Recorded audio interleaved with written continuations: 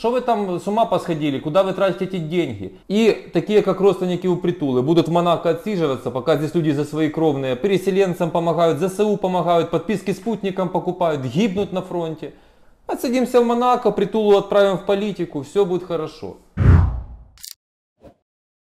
Здравствуйте. Постоянно идут вопросы про Сергея Притулу. Вот я сделал видео для того, чтобы ответить раз и навсегда по поводу его персоны. В последнее время в прессе поднялся очень серьезный шум по поводу сборов Притулы. И в большей степени, конечно, позитивный, положительный, но не без негативных вкраплений. Итак, фонд Сергея Притулы собрал 600 миллионов гривен, которые подразумевались потратить на Байрактары, но поскольку турецкая фирма-производитель Байрактаров решили дать нам их бесплатно, эти деньги были потрачены по-другому. А именно Сергей Притула, по его словам, оплатил на год или на 1,5 года спутник, который поможет нам осуществлять и контрнаступление, и в целом вести эту войну. У меня сразу вопрос, особенно к его фанатам. А вам самим приятно, что вы сбросили деньги, а вас даже не спросили, куда их потратить? Я считаю, что если ты собираешь людей деньги на конкретную цель, озвучиваешь ее, это Байрактары. Если по тем или иным причинам эти Байрактары не покупаются, ты должен хотя бы на голосование открытое, на обсуждение людям вынести этот вопрос.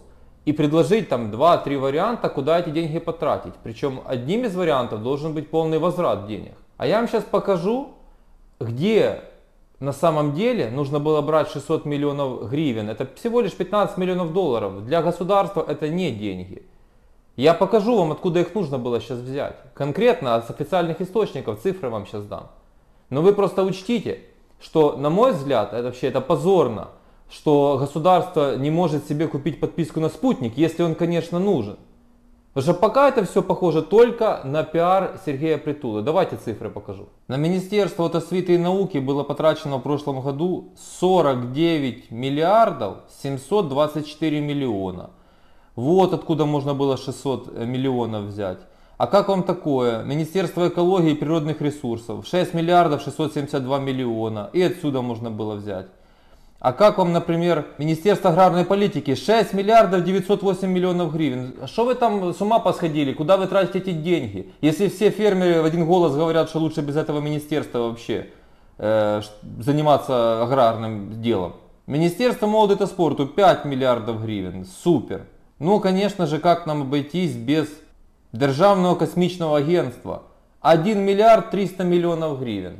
Вот куда идут наши с вами налоги, после которых мы еще сбрасываемся разным фондам, в том числе и Притуле. Но Притуле я принципиально ничего не перевожу, лично. Он сделал себе великолепный пиар, он попал во все СМИ, он выступает, он использует детей в своих роликах, начинает себя душить эти слезы, актерочку эту включать.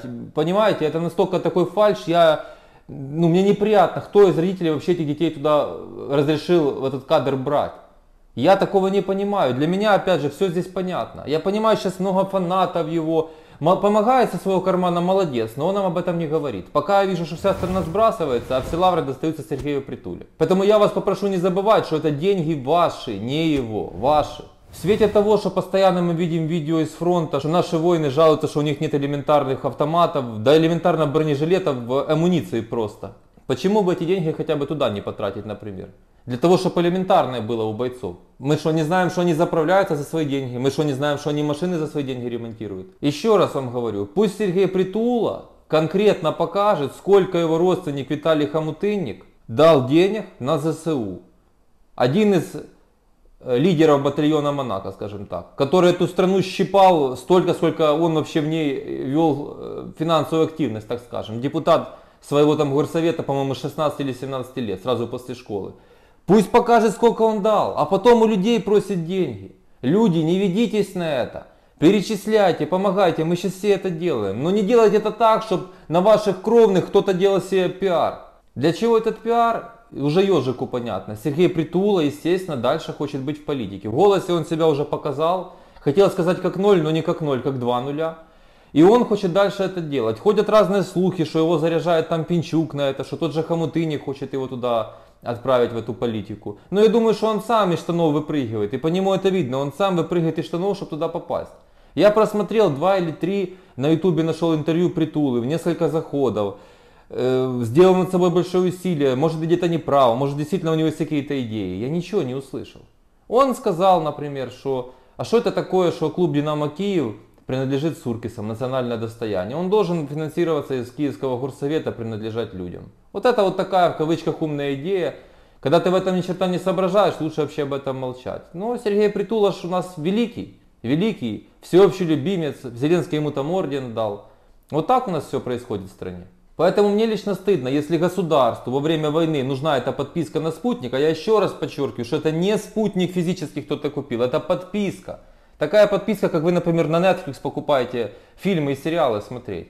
То есть придет время и все, и вы ничего не пощупаете, куда потрачены эти деньги. Вот что такое эта подписка на спутник. Это должно делать государство. 15 миллионов долларов для такого дела, если оно действительно настолько важное, и без него мы не можем воевать, оно значительно улучшит наше положение, это должно было делать государство чуть ли не в первый день.